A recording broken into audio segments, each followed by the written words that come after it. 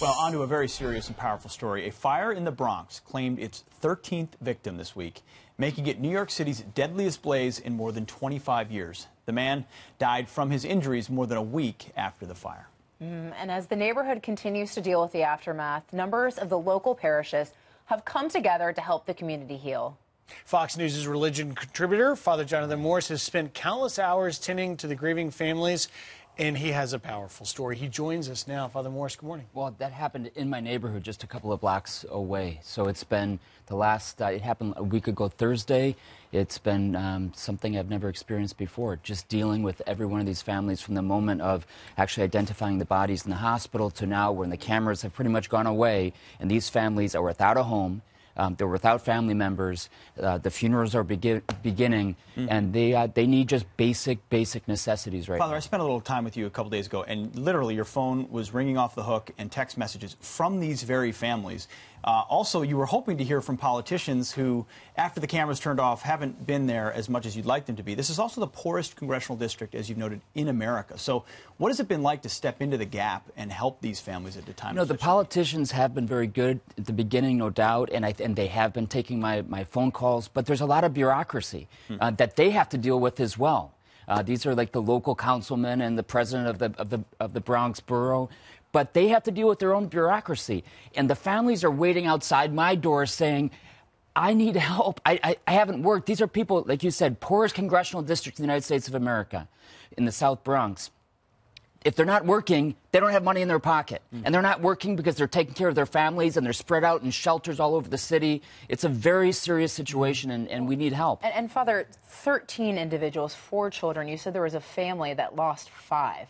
So how can people at home who are watching, how can they help? How can they give back? How can they help these individuals and families rebuild their lives? That's right. One family will have the memorial service for them tomorrow. They lost 5 members of their own family. Tomorrow morning, and you're presiding also, over that, we have the funeral tomorrow morning at my church for a 7-month-old and her grandmother who died just trying to flee from the fire while the mother of the child was at work.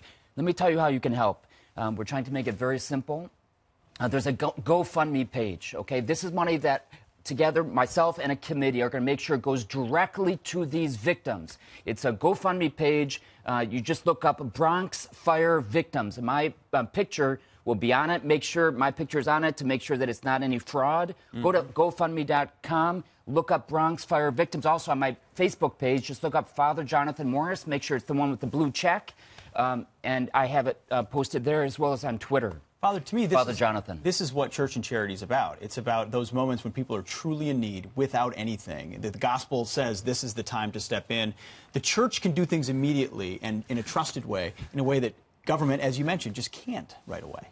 For sure. On Tuesday night, we had an interfaith prayer service. I just figured we should do it interfaith because not everyone there was Christian or Catholic. So we had, in that picture that we showed right at the beginning, there was a Jewish rabbi, there was an imam, there were evangelical pastors, all there representing who was actually in the neighborhood. And we said, together, we're going to be for these be here for the families long term, and we're also going to make sure that we raise the money that is needed in the immediate, right now. Yeah, you mentioned the long term, just quickly. Yeah. What's the road ahead for these families? Well, mostly they need housing.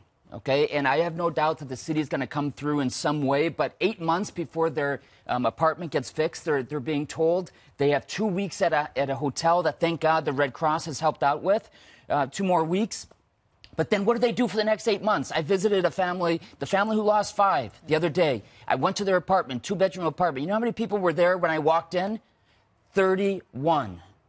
Wow. That I counted. 31 people in this 2-bedroom apartment in freezing temperatures, all these people without work because they're taking care of the family as they should. Sure. Right. I'm just trying to get them cash, trying to get them, we're buying gift cards for them, and we're going to get straight them to housing. Bronx Fire Victims at GoFundMe. So GoFundMe page, you can go to Father John's Facebook page as well, Bronx Fire Victims. I can tell you, knowing this guy and knowing your proximity to this, you're going to make sure this money goes straight to the people that need it the most. And we'll be praying for them as well, Father. Thank you. Done. Well, I hope we show this in the next hour after that, too. We have to make sure that these people get the help they need. Amen. Well Thank you, said. Father. Thank you. That was to the producers. Thank you very much. Yeah, we try to talk to them all were we the time. live? I was trying to tell the producers. I guess that's what we've been doing. Oh, wow. Thank you, Father. Appreciate it.